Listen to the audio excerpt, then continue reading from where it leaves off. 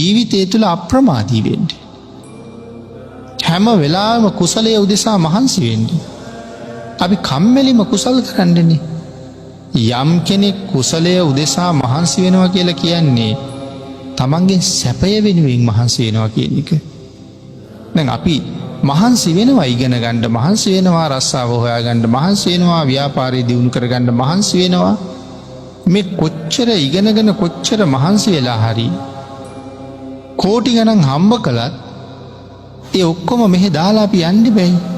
මේ හම්බ කරපු වගේ 725ක්වත් ගෙනියන්න බෑ අපිට. හැබැයි ඒ මහන්සි වෙනවා වගේම මේ කුසල් රැස් කරගන්නත් මහන්සි වෙලා තිබුණා නම් ඒ රැස් කරගත්ත සියලුම දේ මෙලොවින් යනකොට කාටවත් දීලා යන්නේ නැහැ. ඒ ඔක්කොම අපි අරන් යනවා. අනික් භෞතික දේවල් ඔක්කොම ලෝකයට දීලා යනවා. අන්න ඒක නිසා කුසලයට මහන්සි වෙන්න ඕනේ.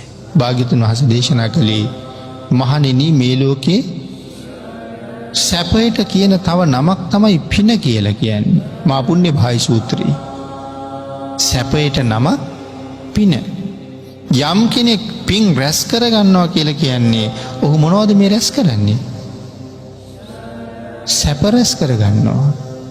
මේ ලෝක වශයෙන්ුත් පරලෝක වශයෙන් ඊට උසස් විදිහටත් විඳින්න මේ සැප තමයි රැස් කරන්නේ, පින් රැස් කරනවා කියලා. එතකොට අනාගත ජීවිතයේ කිසිම දෙයකින් අඩුවක් නැතුව සැපවත් ජීවිතයක් බවට පත් කරගන්න නම් මේ ජීවිතෙන් පස්සේ ජීවිතේ ඒ සඳහා වෙහෙසෙන්න ඕනේ මමම තමයි. වෙන කවුරුවත් ඒක කරන්න කෙනෙක් නෑ.